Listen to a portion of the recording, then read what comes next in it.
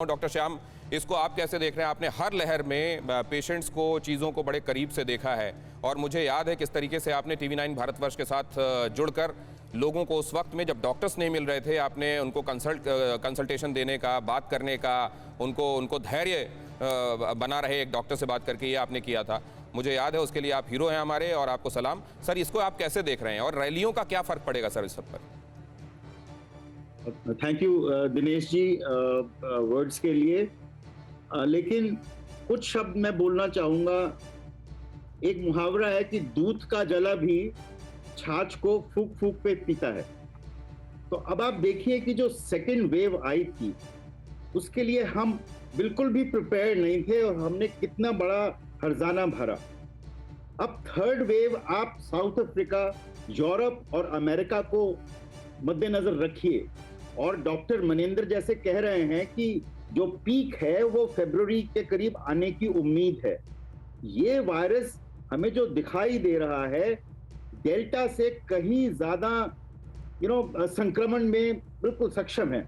शायद उसके अंदर उतनी तेजी नहीं है, उतनी सिवियरिटी नहीं है जितनी डेल्टा में थी, लेकिन ये वायरस जो इन्फेक्शन जिनको हो चुका है पहले, जिनको 2 डोज लग चुकी हैं, बल्कि जिनको 3 डोज लग चुकी हैं, उनके अंदर भी हो रहा है।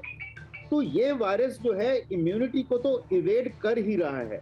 सिर्फ एक ही बात है कि क्योंकि आप लोग एक्सपर्ट्स हैं और पॉलिटिकल जो हमारे साथ मेहमान बैठे हुए हैं, महत्वपूर्ण मेहमान हैं, अपनी अपनी पार्टियों में ये सक्षम लोग हैं जो आपकी बात पहुंचा सकते हैं। मैं एक बात आपके जरिए इन तक पहुंचवाना चाहता हूं। ठीक है कि ओमिक्रॉन का ये वेरिएंट अभी तक उतना फेटल नहीं दिखाई दे रहा है, लेकिन क्या सर अगर ये ह्यूमन बॉडी में रहेगा, अभी तक 30 म्यूटेशन, कुल मिलाकर 50 से ज्यादा और 30 तो स्पाइक प्रोटीन में हो चुके हैं, क्या ये मुमकिन है कि ओमिक्रॉन से कोई ऐसा बहरूप निकल आए लोगों के शरीर में रहते रहते जो ओमिक्रॉन से कई गुना ज्यादा खतरनाक हो? इस बात को खातिर में लाए जाने की जरूरत है सर।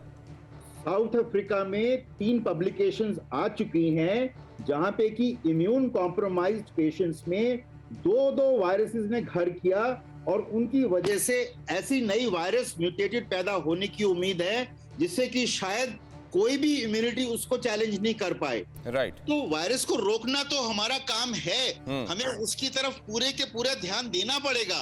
रैलीज, जो फंक्शंस हो रहे हैं, वेडिंग्स हो रही हैं, जो क्रिसमस के जो फंक्शंस हो रहे हैं, उनको रोक लगानी ही चाहिए और जितना कोविड अप्रोप्रिएट बिहेवियर लेकिन हर किसी को यही लगता है ना डॉक्टर साहब, नहीं जो शादी कर रहे हैं, जो शादी विवाह जिनके घरों में है, वो ये कहते हैं कि हमारे लिए रोक है, रैलियों में तो रोक है नहीं।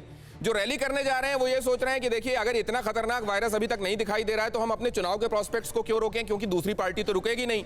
इस तरीके से कोई भी अपना काम उस तरीके से नहीं कर पा रहा है। उसको ये लगता है कि एक्चुअली दूसरों पर ज्यादा निर्भर है, उस पर जबरदस्ती जिम्मेदारी आयद की जा रही है।